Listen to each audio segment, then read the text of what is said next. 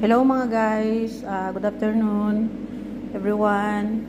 Gusto ko lang po sa inyo i-share yung about sa nalalaman ko sa paghiwa ng sibuyas mga guys. So, ayan po, hiniwa ko siya. Hindi siya masakit sa mata, kaya i-share ko sa inyo yung nalalaman ko mga guys. Basain nyo yung tissue and then dun nyo po hiwain yung sibuyas. Hindi kayo masyadong maluluha mga guys.